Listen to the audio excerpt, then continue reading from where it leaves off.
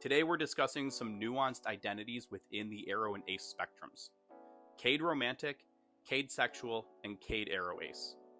Caedsexual is an identity that I recently discussed in my collaboration with the Wisconsin LGBTQ History Project, while we are debunking some myths, such as all asexuality is a response to trauma or past experiences.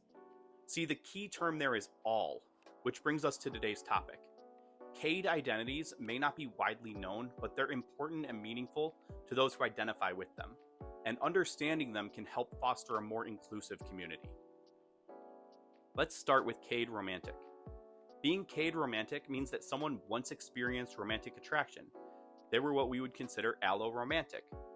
But due to trauma or certain life experiences, they now feel disconnected from those romantic attractions. For many, the trauma creates a barrier, or it makes it difficult to engage with romantic attraction the way that they once did. The word caed is actually coming from a Latin word, which means to cut, symbolizing the feeling of being separated from romantic attraction. Imagine someone who used to experience crushes and romantic interests, but after a deeply hurtful event, they no longer feel those same emotions.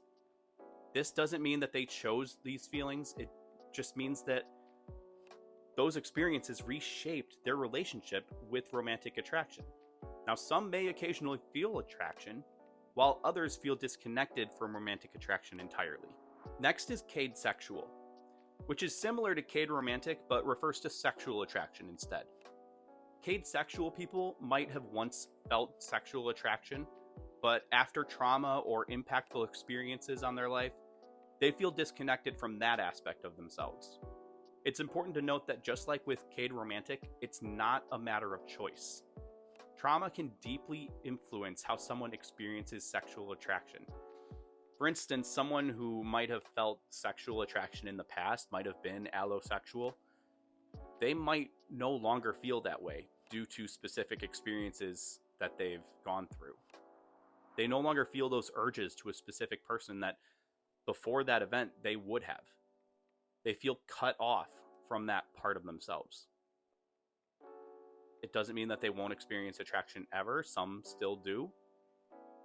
But it's led them to that specific part of the asexual spectrum. Finally, Caedaroace combines both Caedsexual and Caedaromantic. This identity is for individuals who feel a disconnect from both romantic and sexual attraction as a result of trauma. This term allows someone to embrace both aspects of their identity at once. It's a nuanced way for people to express their unique experiences with both types of attraction. If someone has felt disconnected from both romantic and sexual attraction after going through difficult experiences, they might resonate with the term Caedaroace. It acknowledges the complex and specific journey that they've been through. One of the most important things to understand about these identities is that they're deeply personal.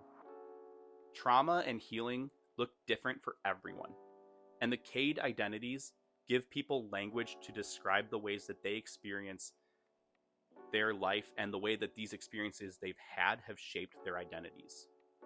If you know someone who identifies as Caedaromantic, Caedsexual, or Caedaroace, the best way to support them is through listening, respect, and validation. Some may not want to discuss the trauma or experiences that led them to their identity. Allow them to share it only if they're comfortable. Identities like Caedaromantic, Caedsexual, and Caedaroace offer people a language for their experiences. Using their preferred terms shows understanding and respect. Remember that every journey is different. These identities remind us that attraction can be complex and very layered.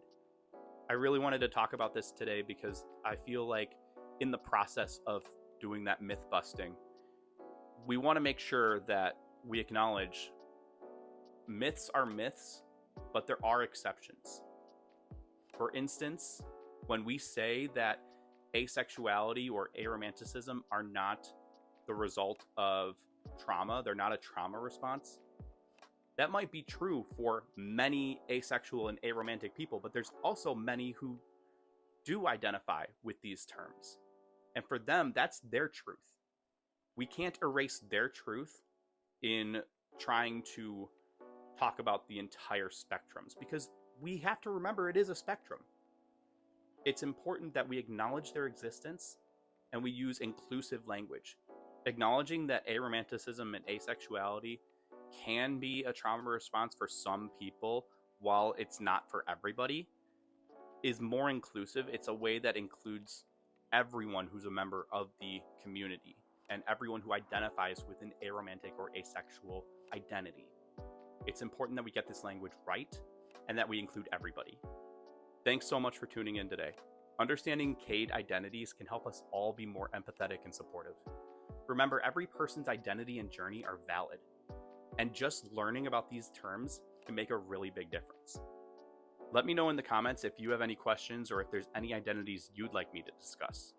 If you found this video helpful, please give it a like, share it out, and subscribe for more Aro and Ace content. Thanks as always for being here, and I'll see you in the next video.